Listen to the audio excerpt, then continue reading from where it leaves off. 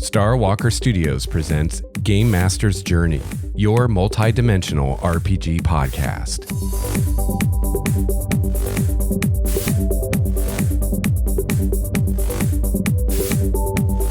Hello, fellow gamer. Welcome to episode 127 of Game Master's Journey, your multi-dimensional RPG podcast. I'm Lex Starwalker, and on this show, we discuss the craft and art of game mastering. Not only do I pass along any wisdom I've gained over 25 plus years of running RPGs, I also share wisdom from guest GMs and listener GMs like you. Today, I return to discussion of my homebrew D&D world of Primordia. I'm going to talk about how some of my assumptions about the world have come into conflict with running actual adventures in the world and the solutions I found to the dilemma. I'll also discuss what adventures in Primordia will be like, and I'll talk more about the Wilds of Primordia and what kinds of things you'll find out there. What makes Primordia unique, and what will the life of an adventurer really be like in Primordia?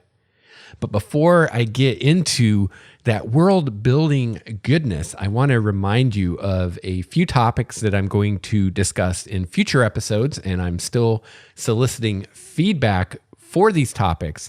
So if you would like to contribute ideas for any of these topics, just head for the show notes for this episode at starwalkerstudios.com, and I will have links for you where you can weigh in. So these topics include, number one, gaming in between sessions, which is to say, what are some strategies that we can use as GMs to keep player interest in between our scheduled sessions? What are ways that we can kind of keep the game going in everyone's minds in between those times that everyone can get together and play? Also, what are some strategies we can use to handle player absences and keep the story going? Number two, questions about my homebrew world of Primordia. And these can be any kind of question you might have about the world or an aspect of world building that you'd like me to talk about. And number three, the issue that sometimes we run into in Game Masters, which is we've given the player characters too many goodies. What do we do now?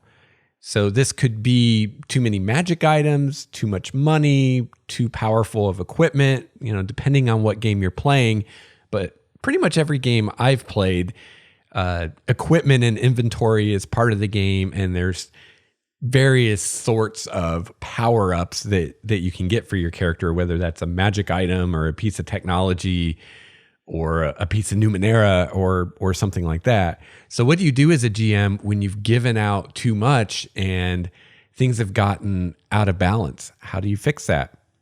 So these are three topics that I'm going to talk about on future episodes, and I would love any ideas that you have on any of these. Again, head to the website at starwalkerstudios.com, head into the show notes for this episode 127, and I'll have links to discussions on all those in the Game Master's Journey community where you can share your ideas, and I will pull in as much of that as I can during the actual episode.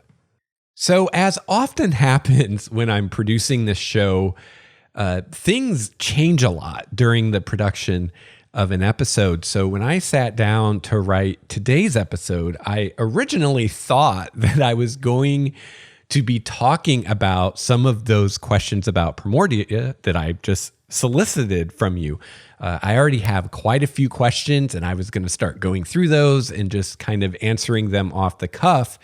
But before I got into that, I had an email from listener Ransom Stark that I received some time ago that was a very thoughtful and thought-provoking email, a lot of it about Primordia that I wanted to discuss. So I thought, well, I'll start with this email, and then I'll go into the questions.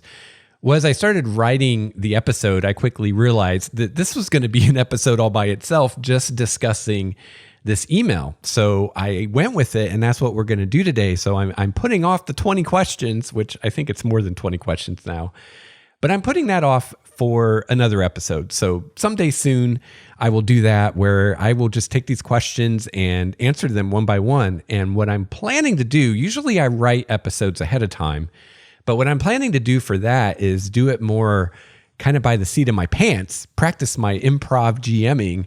And I'm just going to ask the questions here behind the mic and give my answers as they occur to me and get through as many as I can in an hour or so. So yeah, today we're not going to get to that because Ransom Stark gave me so much great stuff to talk about in this one email that it's going to springboard this entire episode. So the very beginning of the email is not world building, is more kind of general about the show. So I thought I would discuss that a little bit today in the feedback section of the show. And then for our main segments, we're going to be discussing world building topics that Ransom Stark brought up. So Ransom says, "Hey Lex, longtime listener from early GM Intrusions. I like the world building, but also really like the general interest episodes. And you should get some more interviews, guests, etc. I get that you're getting good response to world building, but one thing I love about the show is the sense that you're building a community, a network of other RPG content producers. It's really cool to hear you guys talk shop. Also cool to live vicariously through you a bit in your games and experiences running this and that. All in all, love the show." All right, so thank you so much for writing in, Ransom. Thank you so much for the feedback. And what I love about this is not only does Ransom tell me what he likes about the show, I'm going to assume sorry if I'm wrong. Not only does he tell me what he likes about the show, which is always helpful, specific things, he also tells me, some ways that he thinks the show could be better. Namely, he wants me to do more interviews, have more guests on the show. So you may have noticed pretty much all of season 6 was just me. I started out, I think it was episode 101. I had Matt Colville on and talked to him. And I think that was the only interview I did all of season 6. And I think some of you might be thinking that I'm just not going to do interviews anymore. And that's not the truth. What was going on is I had moved. I've moved a lot lately. So I'd moved to a new apartment and set up a new studio, and there's actually a lot more hardware involved in doing the interviews, and I'm not going to bore you with all the details, but just suffice it to say it takes a lot more equipment, and there's a lot more fiddly bits to deal with to do the interviews and get them sounding as good as I do, as opposed to just me being on here by myself. And unfortunately, with the way I had things set up in that studio, I just wasn't really well set up to do interviews. And I tried a couple, different configurations and just couldn't get it sounding the way that I like. So that's the real reason I haven't done interviews for a while. So now I've moved again and I'm setting up yet another new studio.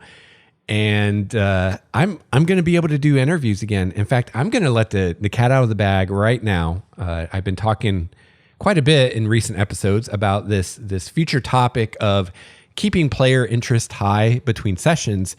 And I'm going to have a guest on the show to talk about that with me. I'm going to have a gentleman from another RPG podcast on the show, a podcast that I really enjoy, that I listen to every week. And I'm really excited to have him on, and he's going to discuss this with me. We were actually going to do that interview this last weekend. And I actually tell you that this is kind of funny. I got everything set up. Like I'd done it all mentally, like how I was going to set up the equipment to do the interview, but I hadn't actually hooked everything physically up and tested it to make sure it works, because you just never know, so the things that can crop up that you have to deal with.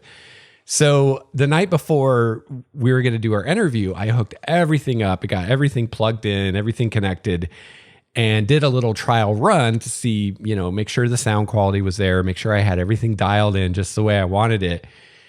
And for some reason, I still haven't figured out exactly why. I was getting noise in the signal, and basically I was picking up some radio station somewhere. And it was really faint, but anytime there wasn't anything going on, if I wasn't talking and there wasn't anything going on and it was just background noise, you could hear this woman talking. It was some kind of radio talk show. They were talking American politics. And, it might have been fine because, like I said, the only time you could even hear it is if there was no signal, no one was talking or anything, which hopefully won't happen during an episode, or at least not for more than a fraction of a second. But I was a little worried about that being underneath everything and what that might do to the fidelity of our discussion. So I pulled the plug on the interview and I told him, I got to figure this out. And I actually just this morning tried a different configuration. Sounds beautiful. In fact, sounds better than I've ever gotten one of these recordings to sound. I'm using different equipment now than I've used in the past. Kind of learning to use equipment I've had for a little while now to its full capability, or at least more than I was before. So I've got everything dialed in now. So I'm ready to do interviews. So probably either the next episode or the one after that will be the interview, and we'll be talking about gaming between sessions. I have a few other people that I've talked to about being on the show. It's just getting everything scheduled. So season 7, we will be having more interviews, which I'm sure will make Ransom happy and will hopefully make all of you happy. And I completely agree with what Ransom says here. This idea of building up a community with other, content producers for RPGs, whether those are writers or designers or other podcasters or bloggers or whatever. And, that's part of what made GM Intrusion special. That's part of what made Game Master's Journey special. And so I just want you to know that I'm aware of that, and that's definitely something I'm going to continue to do in the future and do more of in the future. And Ransom also brought up my games that I stream or do actual plays. And so as you probably know, if you've listened to the show for very long at all, I was running Curse of Strahd. We were playing every Thursday. And we got out of playing that because I moved and just things were too chaotic for a while for me to run a game. And during that time, I had a couple of the players who had to leave the group. One of them got a new job, I think, and couldn't make it anymore. And for I don't even remember the reasons, but I had a couple players that couldn't play anymore. So, I've gotten moved in, getting ready to get the online game going again, and come to realize there's only 2 people in the group now that were part of the Curse of Strahd campaign. So I put it to them, do you want to, take up where we left off with Curse of Strahd, realizing that only 2 of you have actually played Curse of Strahd and the rest of the group will be completely new to it? Or would you rather start something new? So the group consensus was that everyone wanted to start something new. And I would have liked to have finished Curse of Strahd, if only just to finish it for the YouTube channel. But at the same time, I want to go where my players are excited. I want to go where I'm excited. And the only 2 of the players had played in Curse of Strahd, and they were kind of like, we haven't played for a couple months now. It's going to be kind of rough going back to that. I think I'd rather just start something new. So we are going to start Storm King's Thunder, and we're starting this Thursday, this week, at the regular time on my YouTube channel. I'm going to stream at least part of that session. We're going to be basically doing our session 0 stuff, and then we're going to start the campaign. And hopefully the session 0 stuff won't take more than, an hour or so, because hopefully everybody's going to have their characters made already, and it's just kind of connecting everybody into a group, kind of figuring out a little bit of their backstory up to this point, and then we can hit the ground running and start the actual campaign. So I probably won't stream the session 0 stuff, but once we start the actual adventure, I will start streaming it. And just like before, I will stream these games live when we play, and then I will turn around and edit them and put them up for posterity on my YouTube channel. So we're going to start out with Storm King's Thunder because originally the group wanted me to do something in Primordia, and I was all game for that. But right now I'm job hunting and still, dust is settling from the move. So I don't really have the time to develop a campaign right now. So I told the guys, I was like, hey, we can wait for weeks or a month or however long it's going to take for things to get straightened out in my life to where I can run a campaign of my own creation. And we can do that. But in the meantime, if you guys want, I could run something published that'll be a little bit easier for me to throw together every week so we can at least be doing something, So everybody was down with that. We decided to do Storm King's Thunder. So as you know from my review, I'm not super in love with the story of Storm King's Thunder. So I'm really interested to see where this campaign goes. There's a lot about Storm King's Thunder I like, but the story isn't one of those things. And the story is kind of loose anyway. Like there's only certain points in the campaign that the story kind of rears its head and you're brought back into the story anyway.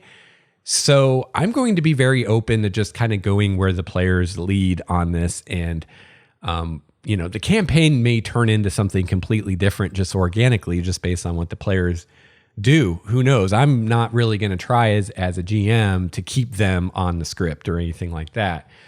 And then, we may ultimately not finish it because I may have time to do something homebrewed and, I'll get together with the players as a group and say, hey, what do you guys want to do? And if they would rather do the homebrewed thing, then that's what we're going to do. But for now, we're doing Storm King's Thunder, and it'll be probably pretty sandboxy, pretty open-ended, and we may end up going totally different places than where Storm King's Thunder goes. I have no idea, but that's part of the fun of running an RPG. So yeah, so I'll have those going on a weekly basis starting this week. So you'll have that. Probably won't be doing an audio version like I did before, unless I think I have a stretch goal on the Patreon that's an actual play. So if we hit that, then of course I definitely will. But otherwise, probably not. But it'll be on YouTube. You can check it out there. This is Matthew Colville, and you're listening to Game Master's Journey. I want to give a quick shout out to the patrons of Starwalker Studios. The support of the patrons makes this show possible. If you enjoy Game Master's Journey and you'd like to give a little back, becoming a patron is a great way to do so. Patrons get some cool perks like game material I make for Primordia and access to a special monthly podcast I produce just for the patrons. I'd also like to give a huge shout out and thank you to my Tier 4 patron, Mr. Steve Strickland. Let's hear it for Steve.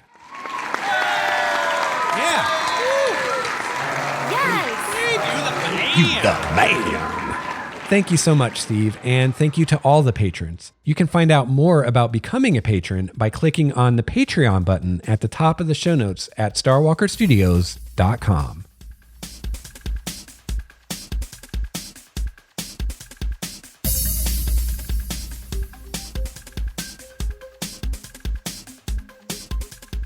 All right, here we are for the first part of the main topic for today, which is going to be a world building discussion. So in case you're new to these episodes where I discuss world building, basically what I'm doing is I am creating my own D&D world that I call Primordia. And in these episodes, I talk about my process of creating the world, and I bring in a lot of feedback from you. And it's using my world as an example of how to create a world and kind of let you see behind the GM screen and see what's going on with at least this particular GM creating a world. Hopefully to help you if you've never done this before and you want to do it, to kind of show you at least how I do it. And of course, give you lots of ideas, because you can steal my ideas or ideas that listeners supply and use them in your own ways for your own world and do your own things with them. So yeah, people love these episodes. People really get into the world building stuff, and I love doing them. So this has quickly become a very big part of what the show is, which is good because, how many things are there really to talk about game mastering? I'm sure there's a lot, but it's a finite number. And eventually I would run out of things to talk about. But world building just goes on forever. World building is never, ever really done. There's always more to do. So good for longevity of the show, I think. So for today, we're going to return to the email that Ransom Stark sent me. Ransom Stark is a fellow listener of the show who had some really good thoughts and questions about Primordia that I'm going to use today to kind of get into a discussion about some aspects of the world that I haven't really talked much about. So let's get to the email and take it from there. So Ransom Stark says, you've talked a lot about the main city, Alondria, but you keep stressing that the city is not the main focus of the setting. The wilderness is the main focus of the setting. However, you've barely talked about the wilderness and what a player character will actually do when playing the game. I'd really like to hear more about what the actual player character's activities will be like in your setting. The only thing we know so far is that for complex city backstory reasons, the guild will send adventurers out to do something, get MacGuffins early on, and later secure a stronghold. You've spent a lot of time talking to us about how the politics will work, how the city is laid out, and a lot of things like that at the end of the day won't matter much to the players who will immediately leave the city, and with it, all the setting knowledge we have so far. It may motivate the adventure, but it's not actually going to be what the adventurers will be dealing with mainly, and those are the things that will really determine how your setting feels. So these are all excellent points, Ransom. And I think there are a few things going on here that are leading to this. First, I think there is a disconnect between some of my assumptions that I'm making about games that I would run in this setting and what will actually work in the setting that I'm creating. So, for example, I originally thought that adventuring parties, player character parties, would petition the guild for membership after completing a few adventures. And if you're new to the show, I basically, in my world, I have a guild, an adventuring guild that it's kind of assumed player characters will be part of. And the adventuring guild is just a way to simplify life for the DM and bring a lot of the metagame aspects of D&D actually into the setting, into the characters, and make it something we can deal with directly. So my original idea was that adventuring parties would come to the guild and say, hey, we want to join the guild, and that they do this after they've already completed a few adventures on their own, thereby proving to the guild that they've got the right stuff, that not only are they each capable, but they're capable as a group to work together and be able to survive the wilds and things like that. Now, another thing to understand here, if you're new to all this, is that I had a world event that happened recently before the campaign starts that I call the Retreat, in which all these rifts to other planes were opening all over the place and all kinds of nasties were coming out and wreaking havoc. And this led to the destruction of pretty much all of the human cities and villages and towns, except for a handful of truly ancient cities. Many of these, or maybe all of them, were originally elven cities that humans later moved into and built upon, that were protected by these ancient magical protective fields, kind of like mythals in Forgotten Realms. And these fields, among doing other things, protected those cities from rifts opening. So you had these few spots in the world where there weren't any rifts because they were protected. And so humanity retreated to those few spots. And for the most part, everything else has been lost. And that's what I refer to as the Retreat.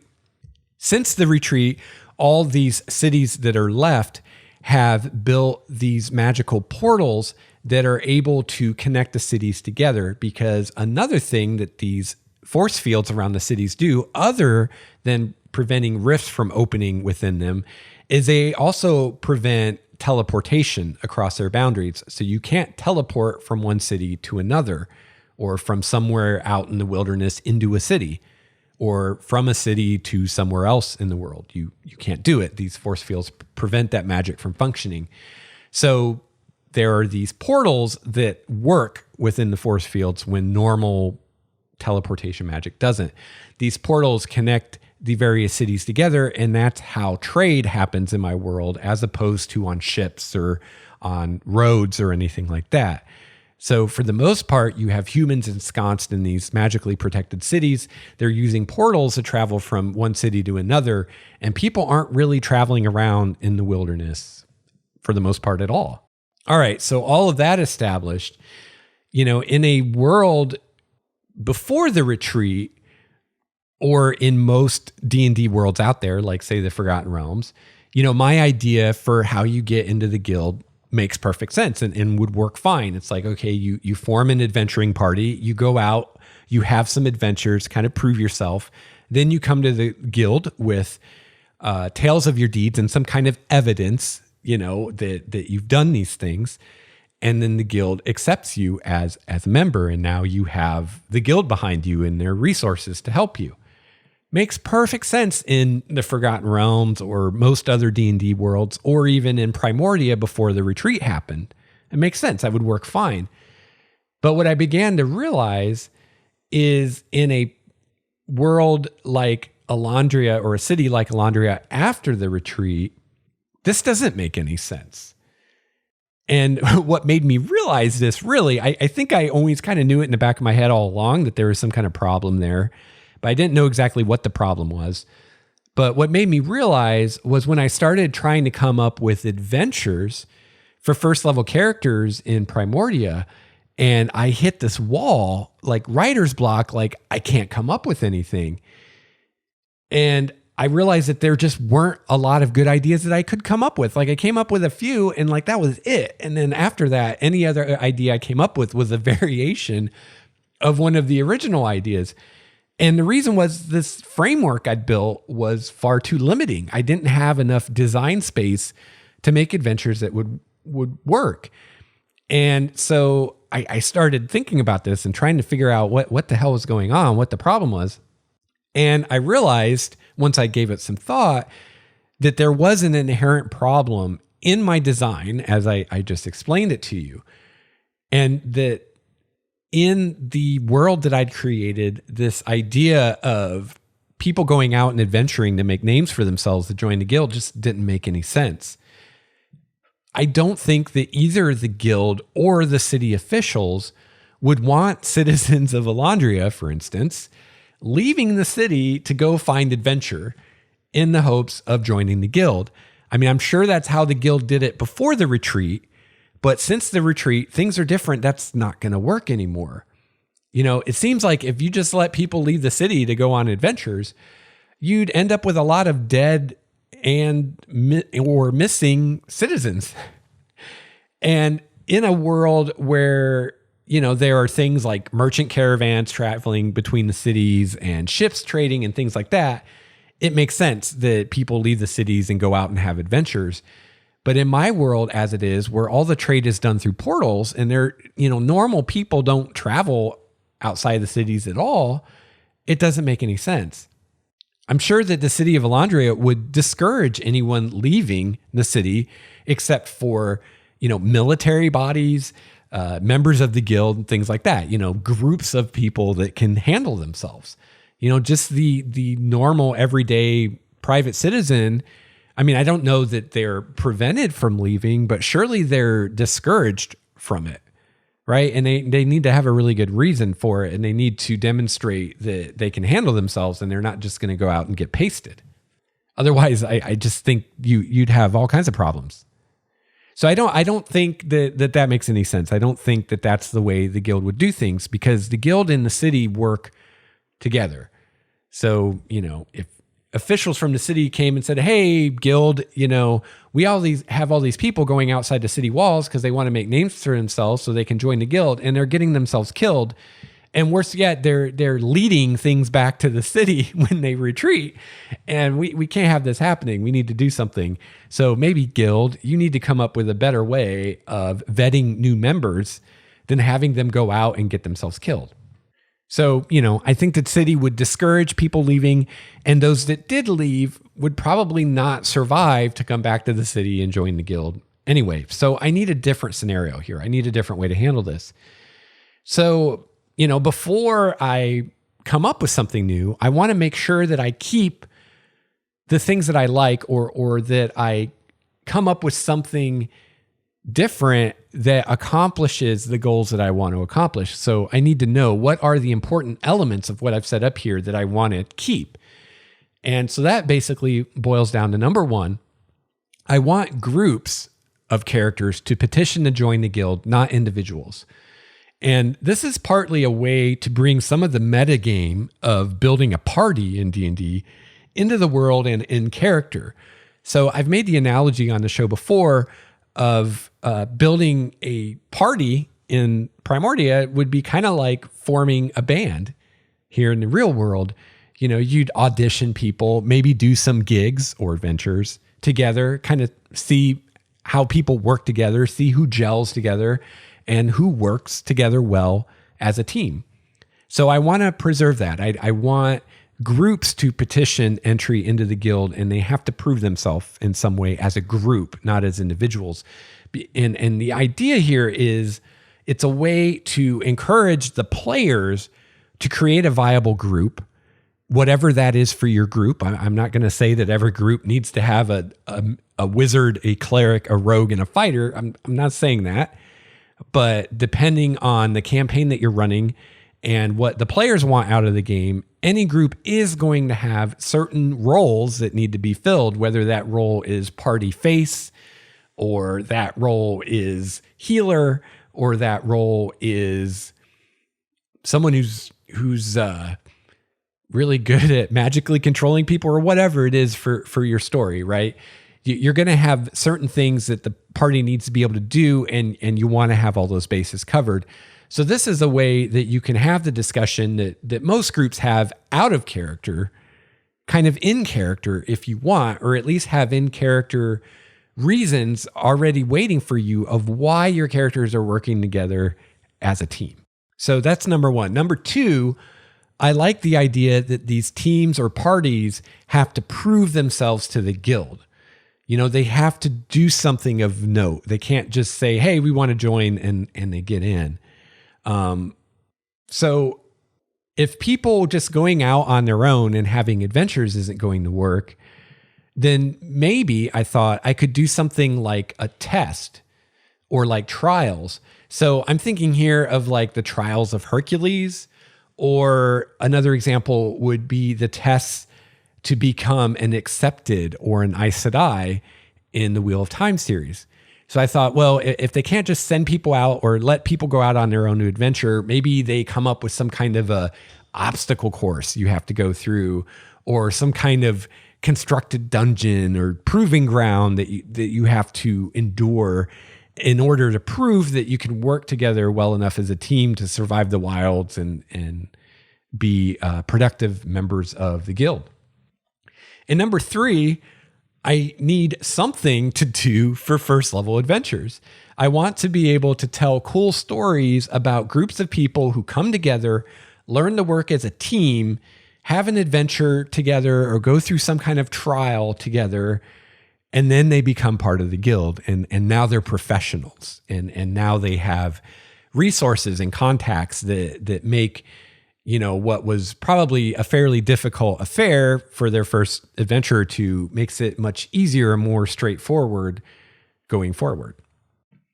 So those are my three goals, or three things I want to accomplish with whatever I come up with. So I pondered this for a while, and then finally had my eureka moment. So my idea now is that the guild uses a portal or a teleportation circle or something like that to send a party of hopefuls to a site that they know of that needs explored.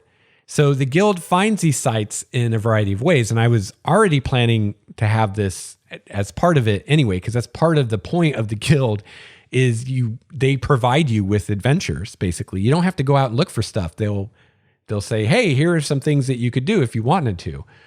So I already knew that the guild had ways of finding basically adventuring sites or ruins that need explored or places where there might be ancient magic hidden and things like that. So different ways that they could do that is, they use historical records. So if some sage in the guild is reading some ancient book and reads of some temple where powerful artifacts were stored from 1,000 years ago, well, maybe we can find where this was and go explore it. So they can use historical records. They might use reports of people who've been out in the wilds and maybe saw something, like saw a strange statue on the horizon or something like that. And of course, they can use magic and divination and things like that to find places that they want to explore that are likely to have treasure or magic or something within them. So the guild has a place like this, basically a dungeon that they found that they want someone to explore. So they have a party of adventurers or would-be adventurers want to join the guild. They're like, all right, go through this portal. It'll take you to a place to explore, and you go do that. And so the party must then explore this site and return to the guild with something of value. So that could be maybe some magic item that no one's ever seen before that the guild can study, or a piece of lost lore. It could be something of cultural value or significance, or something of historical value or significance. Like it could be a representation of an unknown aspect or god, or a piece of art, or pottery with decorations never seen before, or carvings in some unknown language, things like that. Basically anything that an archaeologist would be interested in, or anything that someone who studies magic would be interested in, is something that the guild would be interested in. So the party could come back with some magic item and that proves that they were successful and they've added to the knowledge of the guild. Or maybe they come back with a spell no one's seen before, or they come back with a work of writing or literature that no one's seen before. I mean, it could be anything. It doesn't have to be magic. It could be something historical or something cultural. It could just be a work of art or anything like that. So if they're able to do that, then they succeed. They prove themselves to the guild and they're inducted into the guild. So then, of course, the party has a way to return to the guild.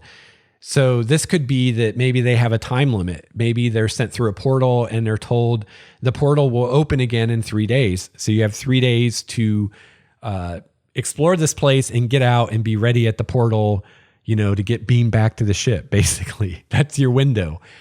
So that's one way I could do it. Or maybe they're given a spell scroll by the guild that will bring them back, or a magic item or something like that. So I haven't worked out the details of how exactly this will work, because for those of you that have been around for a lot of the world building stuff, you might already see a problem with that, which is, well, you can't teleport from Elandria to somewhere else. So how's the guild going to get around that? Well, one possibility I thought of is there might be a teleportation circle that's outside of the city, but nearby that the guild uses to go to other places in the world. Or the other possibility is they could go there from the guild hall. So I'm not sure if I've shared this on the show or not, but I have this idea that the guild has a central hall that's actually located on a demiplane that the guild has created and controlled. And all of the guild halls in the various cities have portals that lead to this central hall on the demiplane. And this is something that is not known of outside the guild. Like, I don't think even the Queen of Elandria knows that they have a portal to this place on another plane. So yes, you can't teleport from Elandria to some ruin out in the wilderness, but you could take the portal into the guild hall that's on this demiplane, and then from there teleport to somewhere else. So they might do it that way. I haven't decided. So this solution makes me really happy because it meets all my criteria. The party can have an adventure together and use that to prove themselves as an effective team to the guild. They have to bring back some kind of spoils to the guild to prove what they've accomplished. And I think that this nicely shows the players part of kind of what being in the guild will be like. And it also helps them to appreciate what the guild does for them in the future, because they have at least one adventure where they're kind of on their own and they don't have the resources of the guild at their disposal.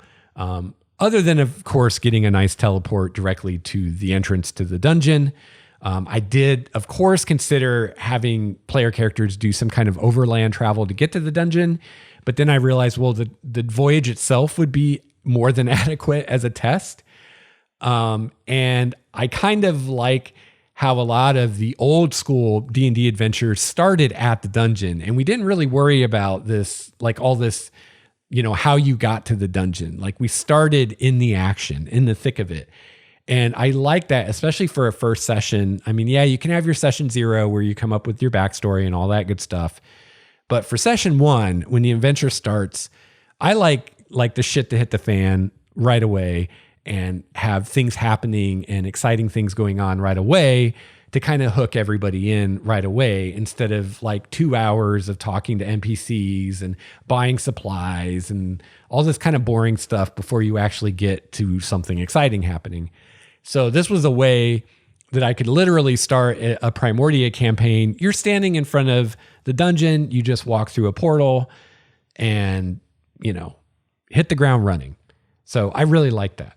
Also, this is cool because the players get to see a little bit of the kind of resources that the guild has access to, namely that they teleport them right to the site where they want them to explore. And this site also, which is cool about this, can be anywhere.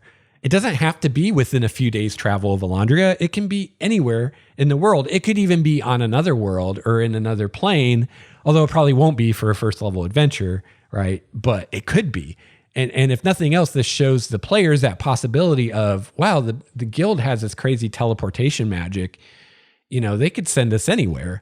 We don't have to be limited to how far we can get on a horse or even a hippogriff, within a few days travel. Like we can go anywhere. So this dungeon could be in a desert. It could be in a jungle. It could be on top of a mountain. It could be underneath the ocean. It could be deep in the Underdark. It could be anywhere that the DM wants it to be. And the DM doesn't have to worry about how the players get there, or how the characters get there, I should say. So the idea here is that the guild keeps sending parties to this site until it's explored. So the guild finds a site, they establish a connection there, whether it's building a portal or setting up a teleportation circle or however they do it. They set up a way that they can send people there. And then they start sending parties there. And there might even be multiple parties there at one time. Although I don't think that's probably a common occurrence, because I just don't think that there's that many people petitioning to join the guild.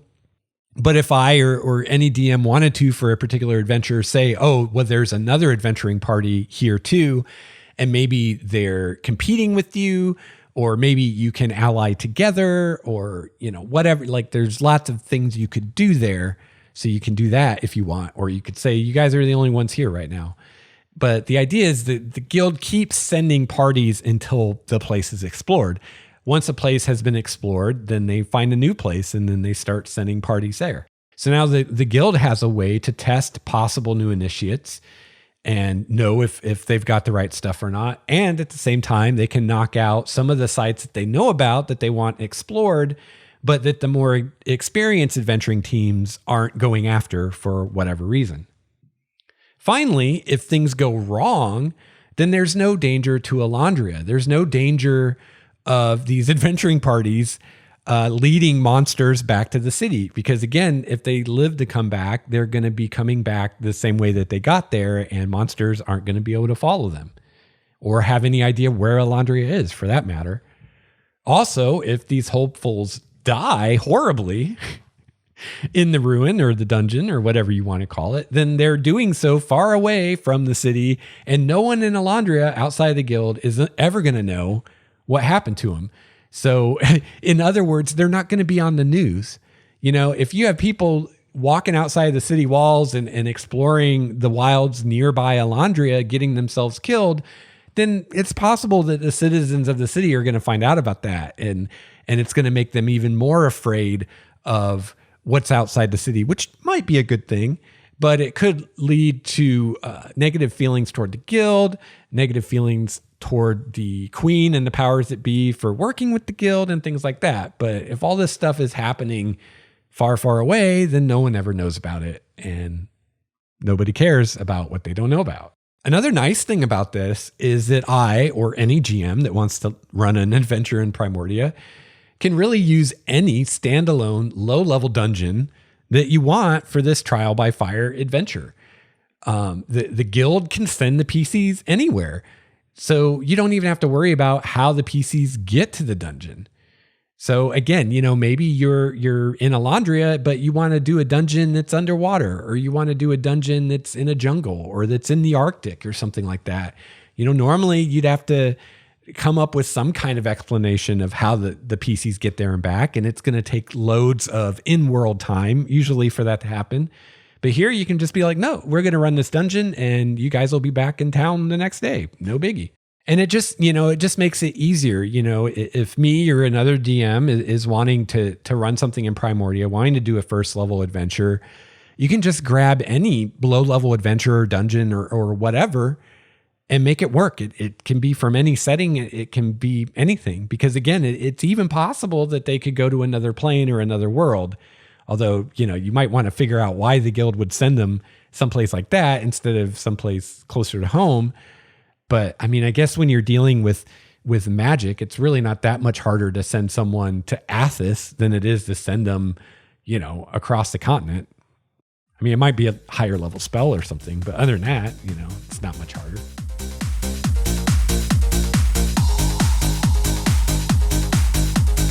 My favorite part of the show is when I hear from listener GMs like you. If you have feedback for the show, whether it's a comment on today's topic or an idea for a future topic, I'd love to hear from you. There are a lot of great ways to get a hold of me. You can email me at gamemastersjourney@gmail.com, follow me on Twitter @LexStarWalker, Google plus LexStarWalker, and finally, you can visit the website starwalkerstudios.com to get links to my Patreon page, YouTube channel, and more. Finally, you can find a link to the Game Master's Journey Google Plus community at starwalkerstudios.com, and the community is a great place to bounce ideas back and forth with other listener GMs. You can also comment on the show episodes, share your own homebrew world, and ask questions of the many experienced GMs that are part of our community. You can find all this and more at starwalkerstudios.com.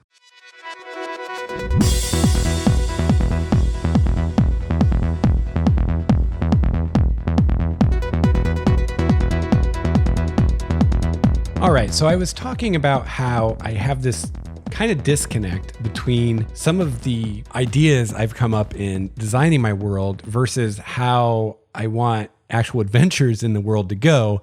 And so I've been trying to find where exactly those disconnects are and fix them. So the other part of this disconnect is my stated aversion to running adventures in the city, which is getting us back to what Ransom was talking about in his email. So I realize that I'm kind of defeating myself here, because I'm starting my world building with a city, which makes sense. It's a really good idea to start your world building, at least if you're doing the bottom up approach, like I tend to do, with a home base for the PCs, whether that's a city or a town or a village or whatever, and then slowly work out from there as needed. As the campaign takes you to different places, you develop more and more, kind of out, more and more and more. And in this regard, a city is better to start with than a village or a town because it's bigger. It can be more cosmopolitan, and the players can play any kind of characters that they want. And it makes sense because it's a big city. There are people from all over the world there.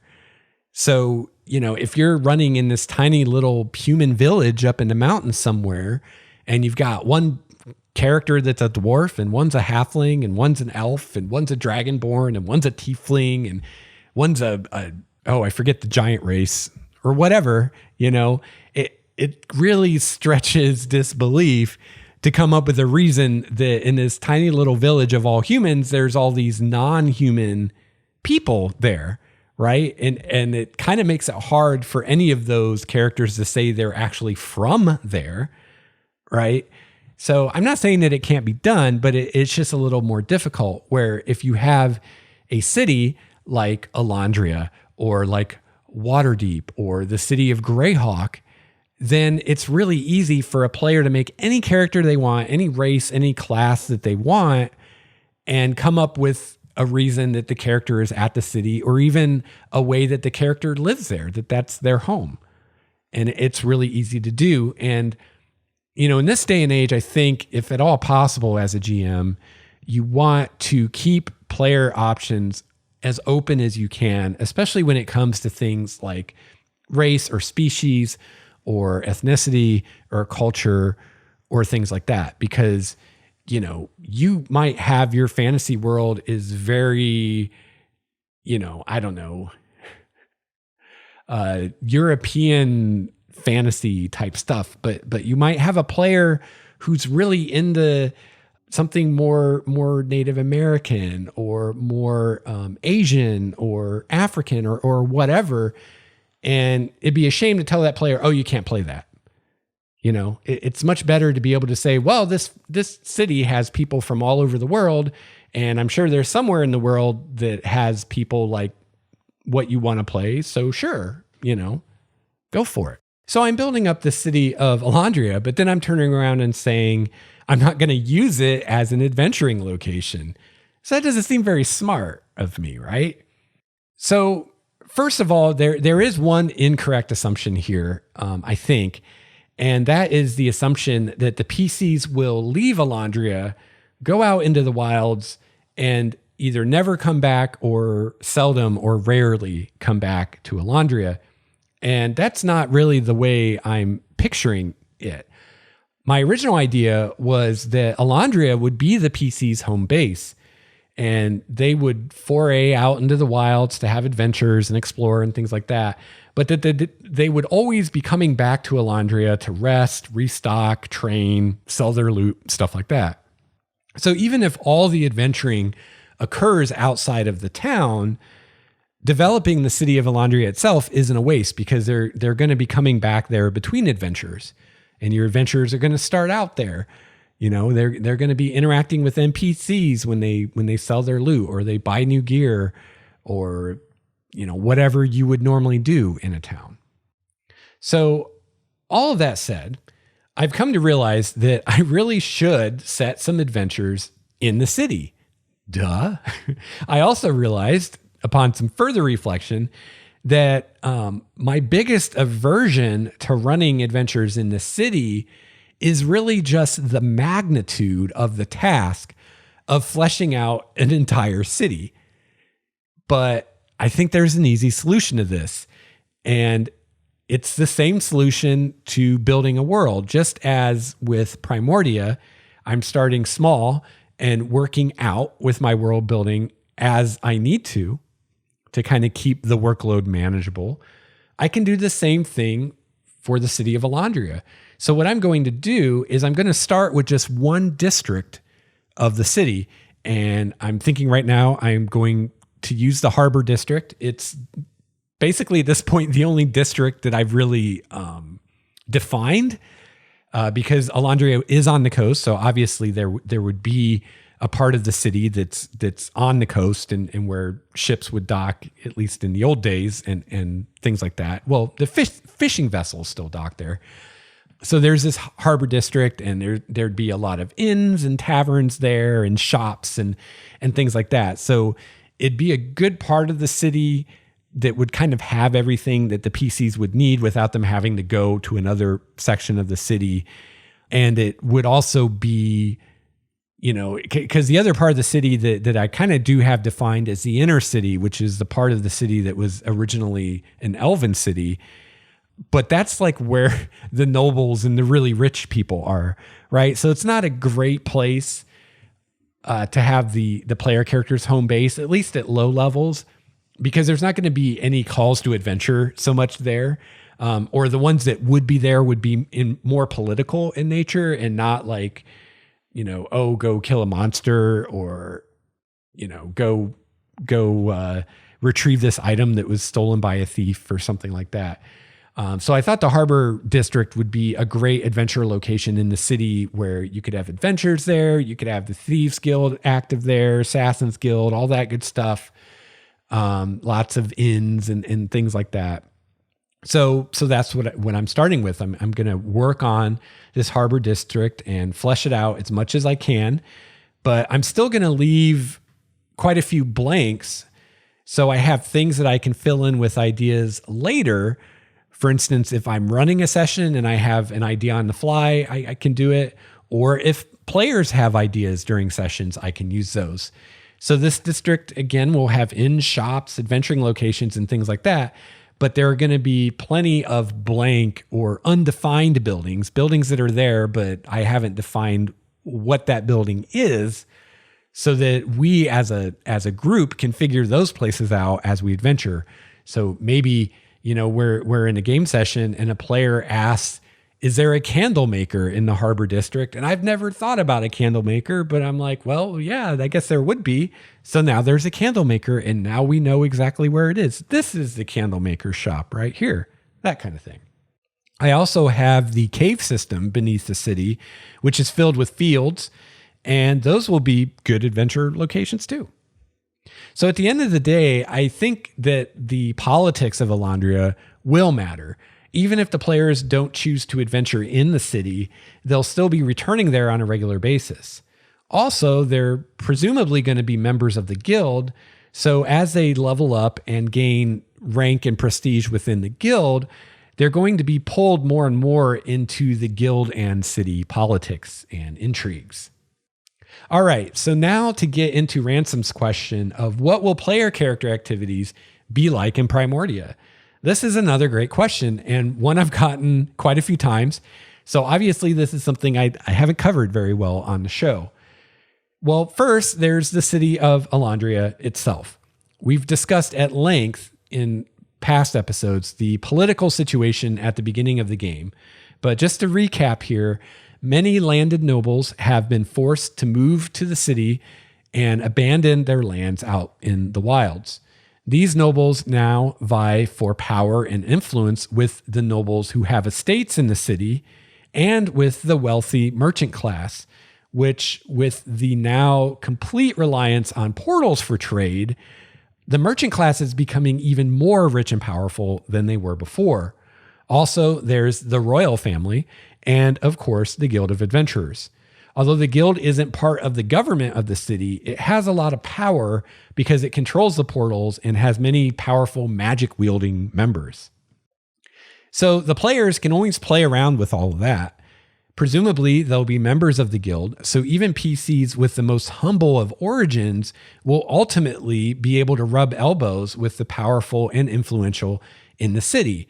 And, I think I've talked about on the show, I'm going to be bringing back titles and strongholds and lands and kind of the end game content that has been missing from D&D, I feel like, since 3rd edition, which is where your character establishes a stronghold, starts gathering followers, and starts becoming more of a political entity and power in the world. And you shift into this more end game kind of place. So I'm going to have all that in Primordia. So once you achieve a certain level in the guild, you're going to effectively become a noble. You're going to get a title. You're going to get a stronghold and things like that.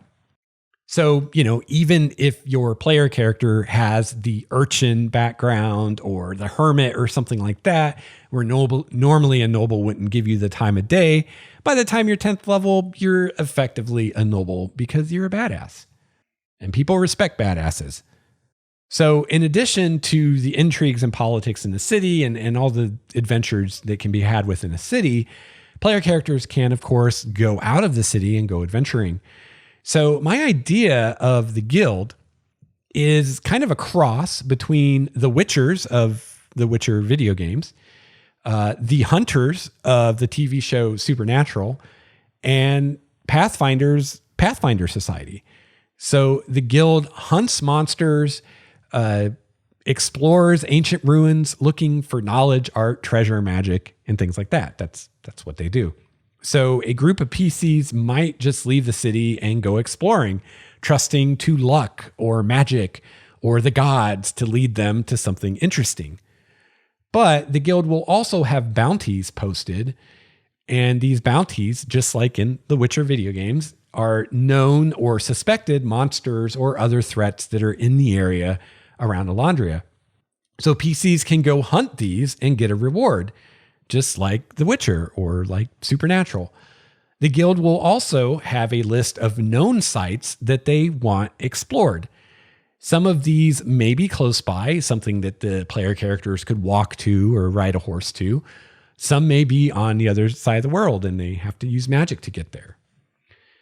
So my idea here, as far as how a campaign or an adventure in Primordia would look, is kind of like a choose your own adventure kind of thing, where there will literally be a notice board in the guild hall where PCs can go to find an adventure if they want. So there will be numerous bounties on this board, and there will be one or more locations that the guild wants to be explored. So for example, there might be some bounties like this. Bounty. Reports of goblins outside the city are increasing, and it's believed a new tribe has moved into the area. Determine the location and temperament of these goblins. Either come to a peaceful arrangement with them, force them to relocate, or eliminate them. Reward is 100 gold pieces. And I just want to take a second with this bounty to point out that it's not just go kill the goblins. The bounty is deal with this problem. The problem, well, actually, there may not be a problem. We think there might be a problem. The possible problem is that goblins have been seen outside the walls more than we normally see. Something's afoot. Find out what it is. You know, preferably, me as a DM, what I'm hoping for is the PCs will go parlay with the goblins and find out, who are you? Why are you here? What are you up to? And then decide, are these goblins a threat to Elandria or not? If they are, deal with that threat, whether that's making some kind of an agreement with the goblins that they're not going to attack the people of Elandria, maybe signing a treaty with them, or encouraging the goblins to go away, or killing the goblins, every single one, or whatever. It's up to the player characters to decide how to solve the problem, if there is a problem. Regardless, if they come back to the guild and they either determine that there is not a problem or that there was a problem and they solved it, they get the reward. And, depending on the quest or the bounty, they might get more for a peaceful solution than not. It just depends. So here's another example bounty. Guards on the outer wall have reported seeing a draconic shape flying in the sky a mile or so from the city. Determine the identity and temperament of this dragon. If the dragon is a threat, eliminate it. Reward 500 gold pieces. So again, I am not assuming, the dungeon master is not assuming, the guild is not assuming, no one is assuming that you just go kill the dragon, right? It could be a non-violent dragon. It could be a dragon that's just passing through. It could be a dragon that could be an ally of Elandria. Who knows? You got to go find the dragon and talk to it to find out. But regardless, if you deal with the situation, you get the reward. Here's another one, bounty. Cattle are turning up dead and mauled in the subterranean pastures beneath the city. It seems some sort of beast or monster may be lurking about. Find and eliminate this threat. Reward 50 gold pieces. 100 gold piece bonus for finding out how it got into the cave system. So, for 50 gold, you can go just find the thing, whatever it is, and kill it or get rid of it. But for 100 more gold, you can figure out how it got there and if there's some kind of security breach that needs to be dealt with. So there's, 3 examples of what bounties might look like. And again, the idea is that any time that the player characters go look at this board, I've got at least a few of them so they can choose. It's not just like, here's your quest, you have to do this. It's like, well, here's 3 different things you could do, or you could do something else entirely. What do you want to do? So also on this notice board would be sites that need explored. So for instance, explorers needed. We are looking for a team to explore the Ironwood estate a day's ride from Elandria. Lord Ironwood has informed the guild that some family treasures were left behind during the retreat, including a couple magic items. Lord Ironwood has declared the party who liberates the treasures from the estate are free to keep any magic items or other riches they find. He is only interested in the important family heirlooms listed below. So there you go. This is a location where the PCs can find out from the guild where this place is. They can either get there on their own means, or if it's far away, the guild will provide means for them to get there. They go explore this place. They find the family treasures that this lord wants, brings those back to him, and everything else they find, they get to keep. Or here's another one. Explorers needed. Our diviners have found an ancient ruin in the Razor Peak Mountains to the north. There are magical emanations coming from the site. However, the innermost chambers of the site are warded against divination magic. There's a good chance there's something of interest or value here. Explorers are welcome to keep any treasures they find once they've been studied and cataloged by our researchers. So I've talked in the past about the guild and how it works, and this idea that the guild likes to study things. So if you find some cool magic item, the guild wants to study that and learn what they can from it, but ultimately they let you keep it. Like, that's your reward. That's your payment for doing the thing. So this is one of those deals where you're going to go do this dungeon. You're going to get lots of treasure. There may be some, you basically tell the guild what you found or show them what you found. There may be a few items that the guild's like, hey, we want to take a look at those, and then we'll give them back to you. And the rest you get to keep. And of course, the players or PCs can pursue their own adventures as well, or do whatever they want. They don't have to always do things for the guild. But my idea here is that as a DM, I basically can give the players a menu of adventure options. Some of those will be just, go find this monster and kill it or deal with it. Might be like a little one-shot thing. Some of them might be a dungeon that needs to be explored and could be a whole series of adventures. But, the thing is they get a choice, and they're not always going to know, that it's goblins or whatever. It might be a farmer saw some strange monster. Here's a vague description of it, but we don't really know what it is. Go check it out, or sometimes they might know it's goblins, or they might know it's a red dragon, or whatever it is.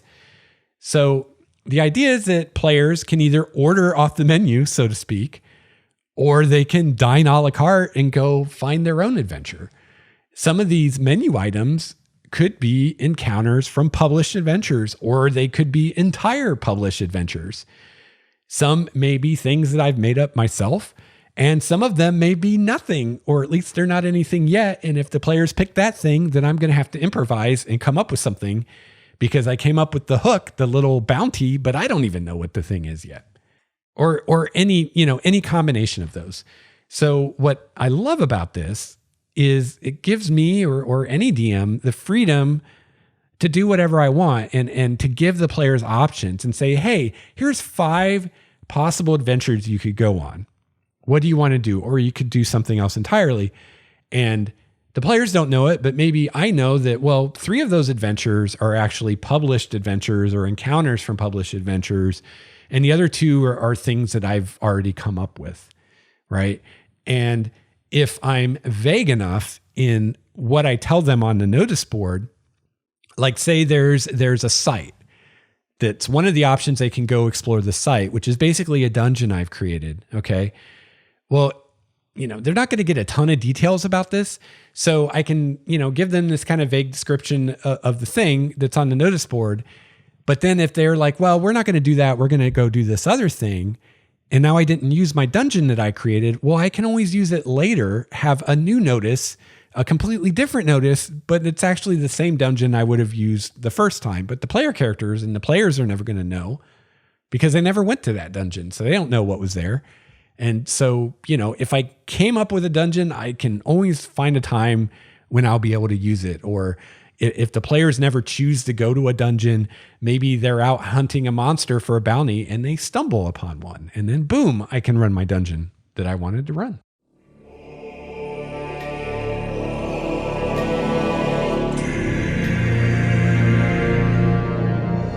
I think the thing that makes a tabletop RPG the most enjoyable for everyone at the table, whether you're the GM or a player, is immersion. The more immersed everybody at the table can be in the story and the drama that's unfolding, the more fun that everybody is going to have. And one great way to increase immersion in your games is to have great audio.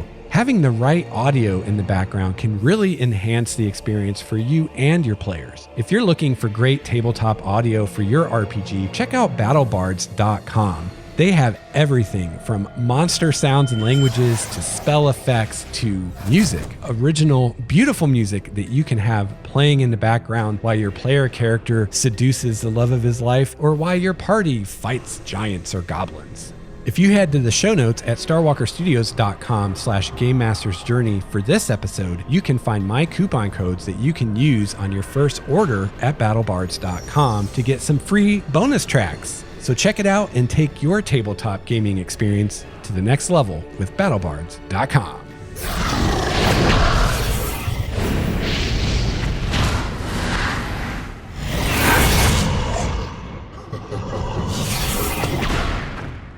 All right, so getting back to Ransom's email, he says, I'm dying to know what makes your wilderness fun and unique. Currently, it sounds like it will be essentially the same or similar to most worlds, except that there won't be any settlements at all for respite and pacing.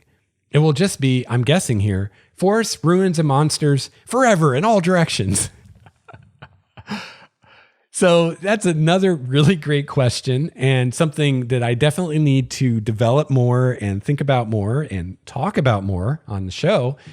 And as Ransom's pointed out here, a lot of my focus so far has been in building up Alondria and fitting everything together into a framework that makes sense, at least to me. So one thing I think that makes the Wilds of Primordia unique are the planar rifts. And these are rifts that can open anywhere that isn't one of the ancient cities protected by the magical force fields like Alondria. So what happens is a rift opens to another plane and things come out of it. That's the basic idea. I'm definitely getting some inspiration here from the Rift video game, the MMO. So a rift could open to an elemental plane like the plane of fire, or an outer plane like the abyss, or even to something like the Far Realms, or something else of the DM's creation, or another prime material world. So, for instance, a rift to the plane of fire could have fire elementals coming out of it.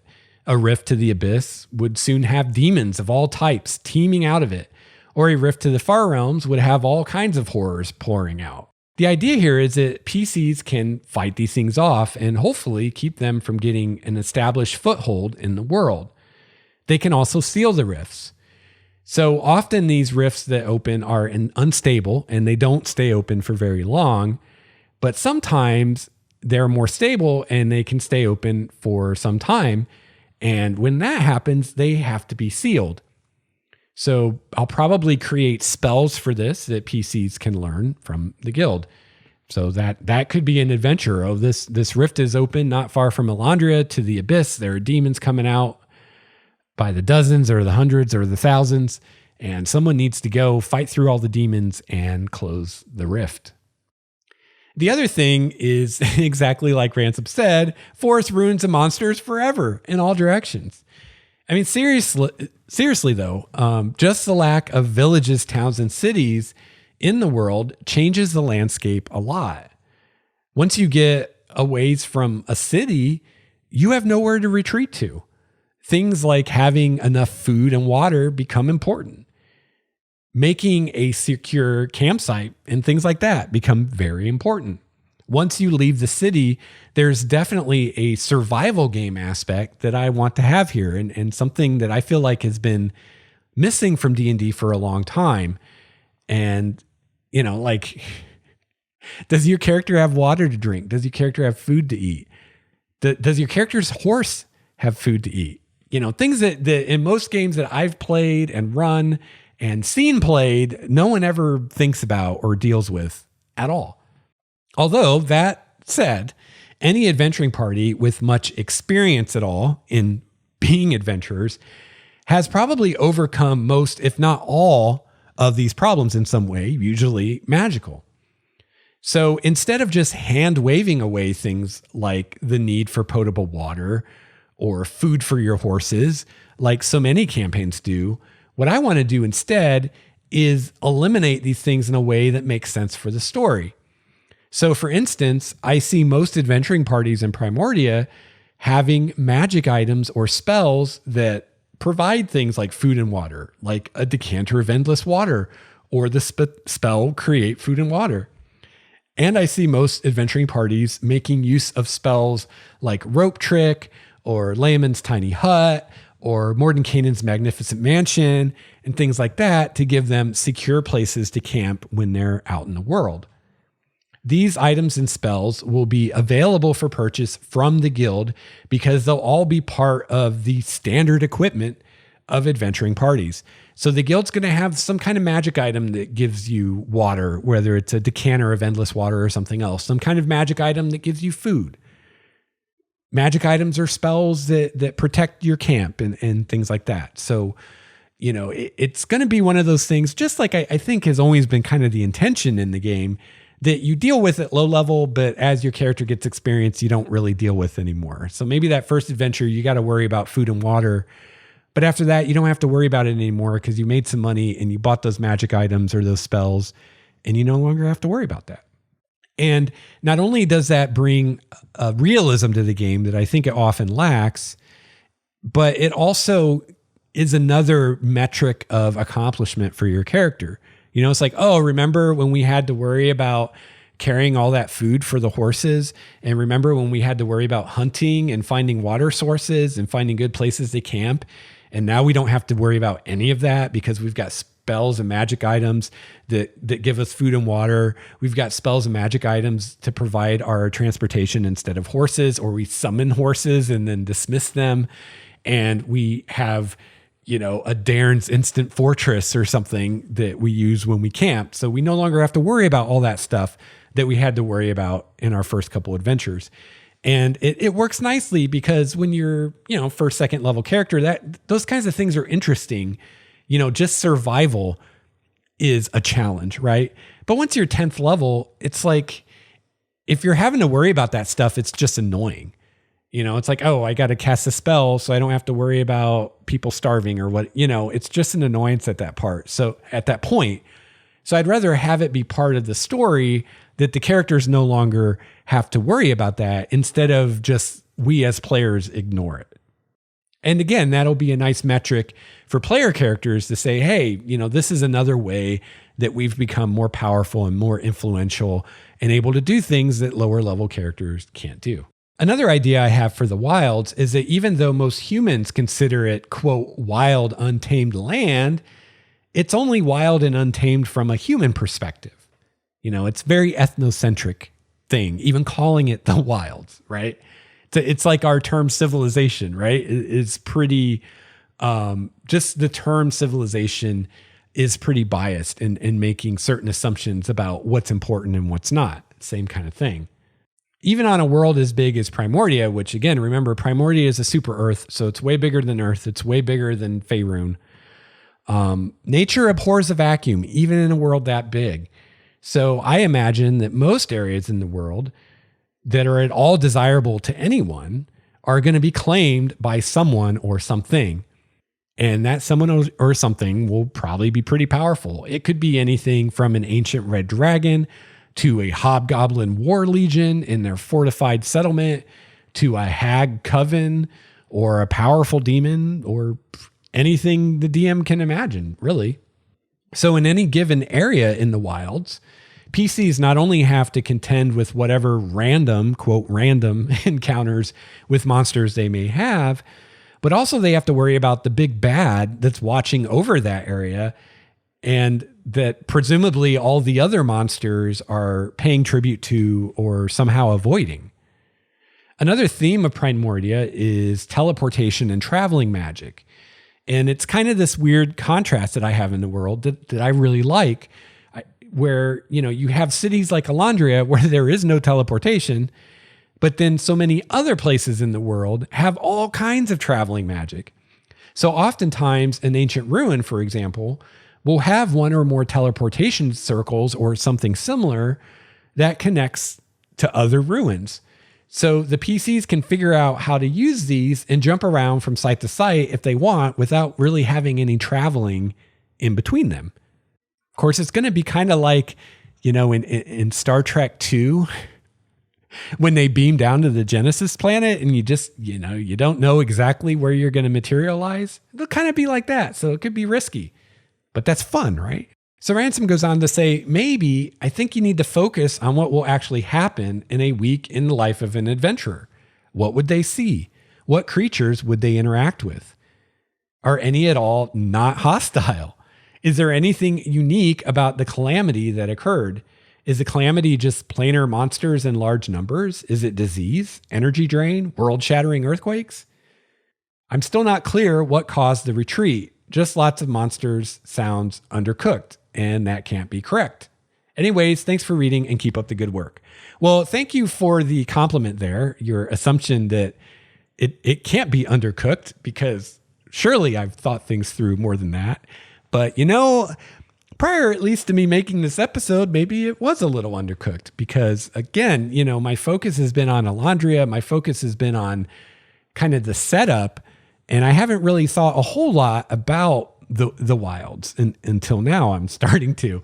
So, everything that I haven't focused on is undercooked.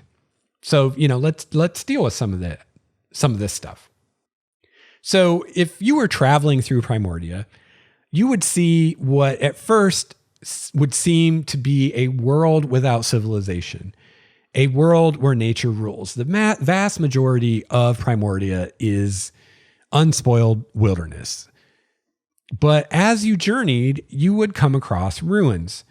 Some of these ruins would be centuries old. Some would be millennia old, overgrown by forest or jungle, or buried under centuries or millennia of soil deposition.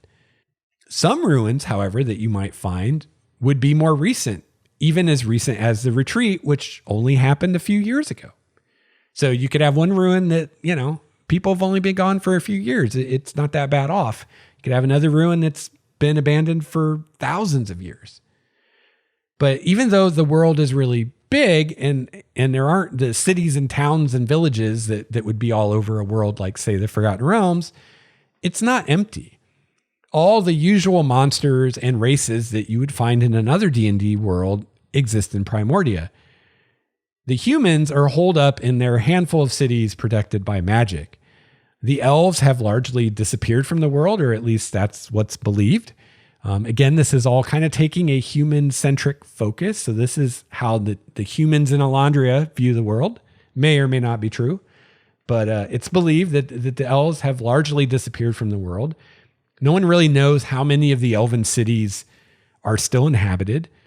The dwarves, likewise, keep to themselves in their mountain holds, and no one really knows what's going on with the dwarves. Maybe they're still going strong like they always have been, or maybe they're completely gone. No one really knows.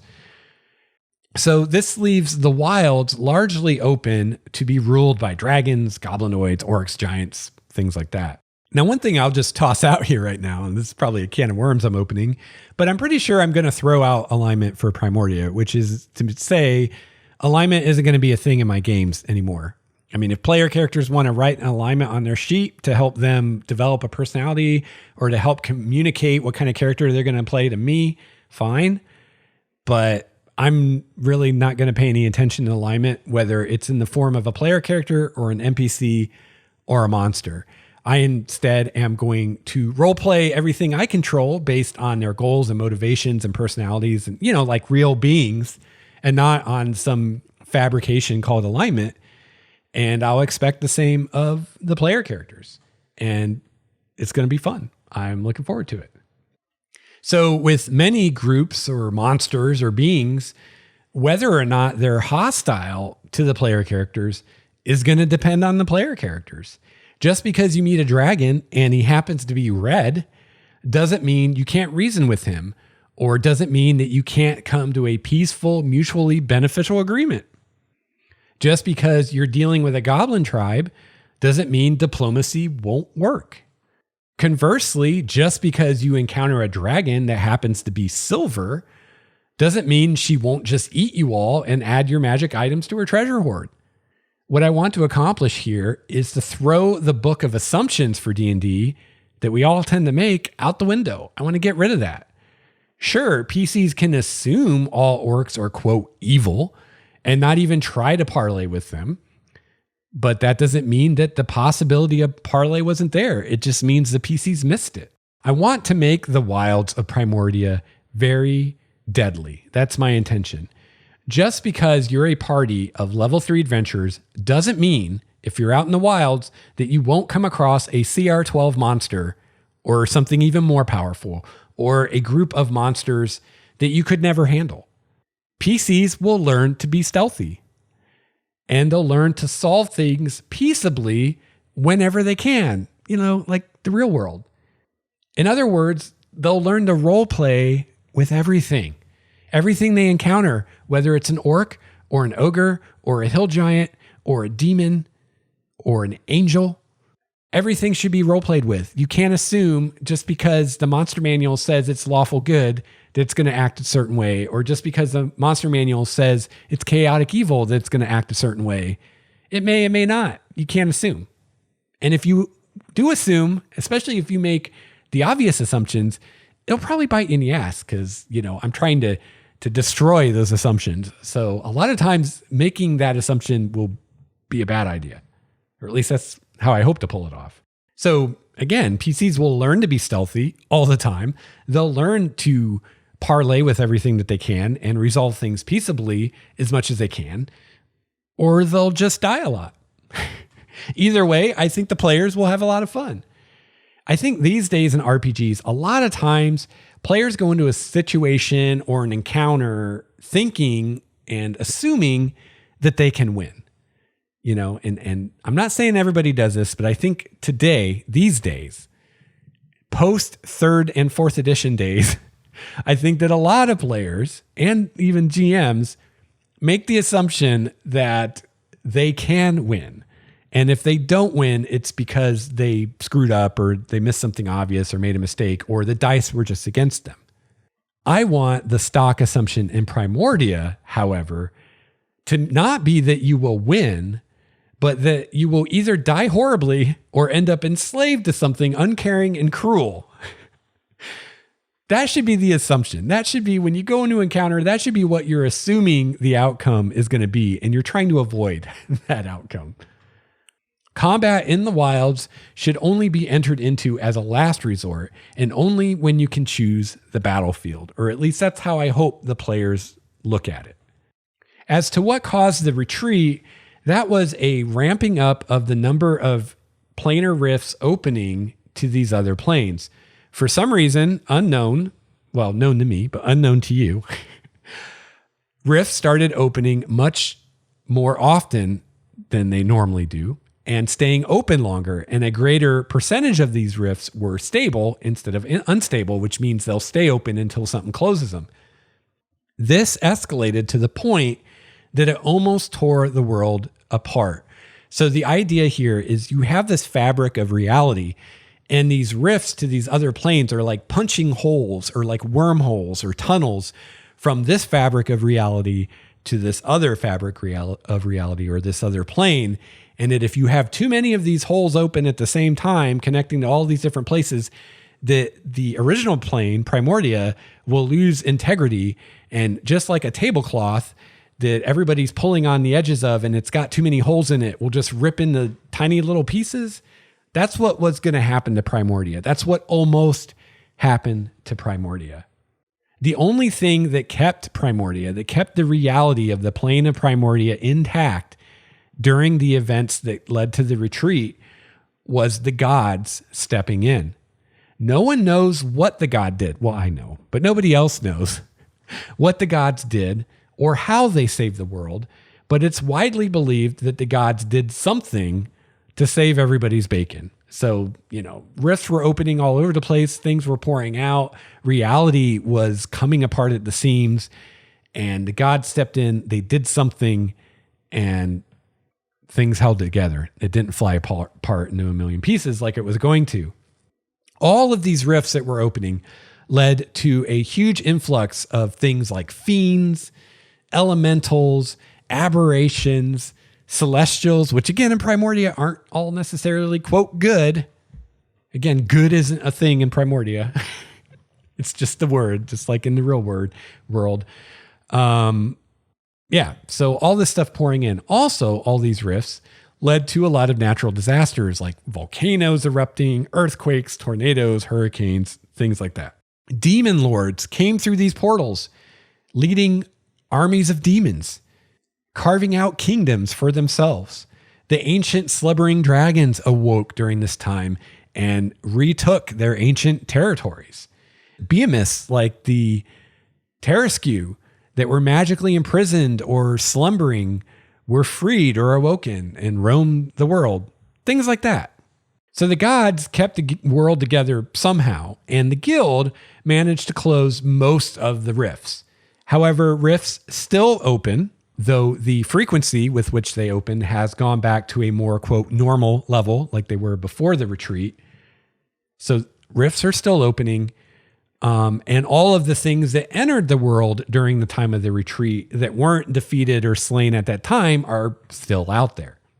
So there are lands in Primordia teeming with demons and maybe ruled by a demon lord. So there might be a part of the land where a demon lord is in charge and it's full of demons.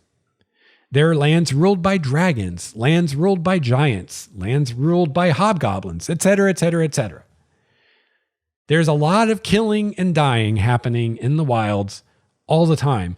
And the map is constantly changing. If you had like a political map of Primordia that showed who had power in each area, those lines are changing every day. There's conflict all over the place. And again, I want to point out that the term wilds is a humanocentric term indicating that there is no human civilization there. It doesn't necessarily mean there's nothing there or there's not some type of civilization. Like hobgoblins could have a civilization, right? As could giants, as could even dragons maybe, right? There's a lot of things in the monster manual that could build a civilization similar to what humans have. Just we wouldn't want to live there. So those kinds of things all exist in Primordia. So the idea here is that the PC races are for the most part holed up in their isolated settlements, and the rest of the world is being fought over by all the monsters, all the monstrous races, all that stuff in your monster manuals.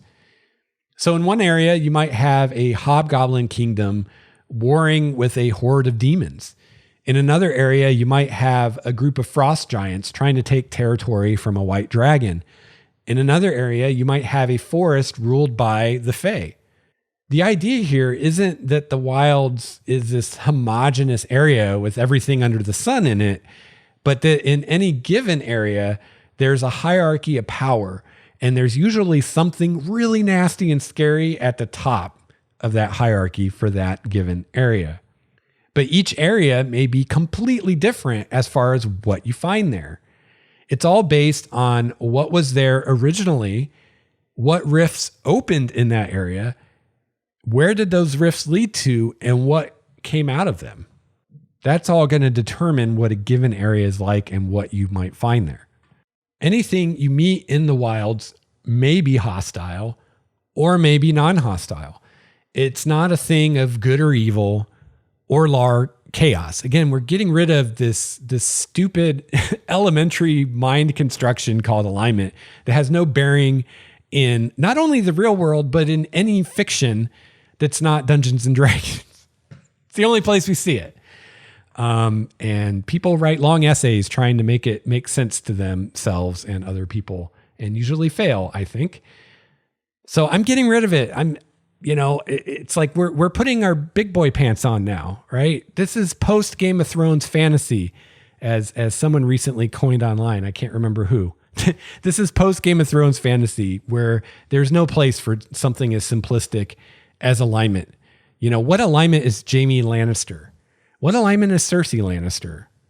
What alignment was Ned Stark? Okay, that one you might be able to figure out. He was lawful stupid. See where it got him.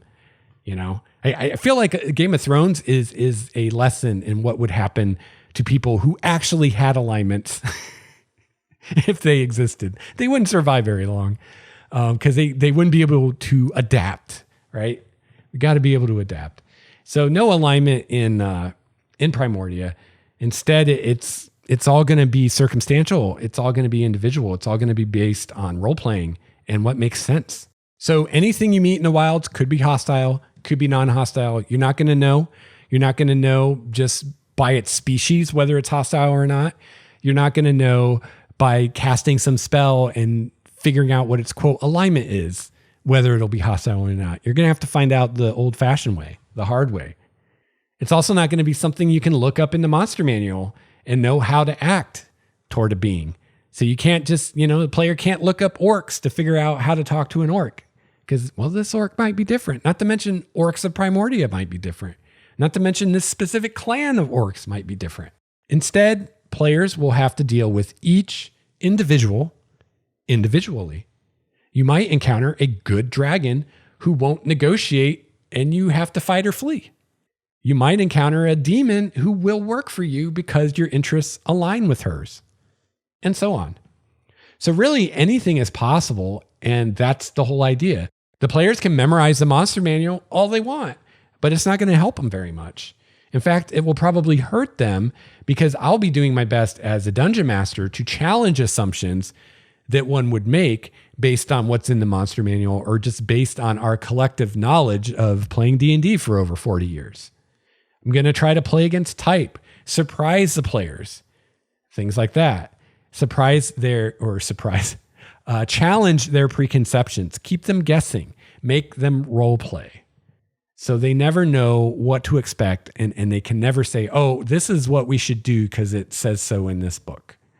So I hope with all of this, I hope that I've shed some light on what I'm thinking for the Wilds of Primordia, what I'm thinking they're going to be like, and that I've shed some light on what it's going to be like to actually play an adventure or a campaign, to play a character in Primordia. And as always, I am very excited to hear what you think of all this, any ideas you have, any thoughts that you have, any gaping plot holes you see that I may have overlooked, things like that. I'm really looking forward to hearing from you. Once again, I want to thank Ransom Stark for writing in. I apologize. It took me so long to get to your email, but hopefully I have given it the treatment it deserves on this episode. And thank you so much again for writing in and asking those questions and forcing me to think more about some of this stuff that was a little undercooked. I think you're right about that. So hopefully it's a little more cooked now.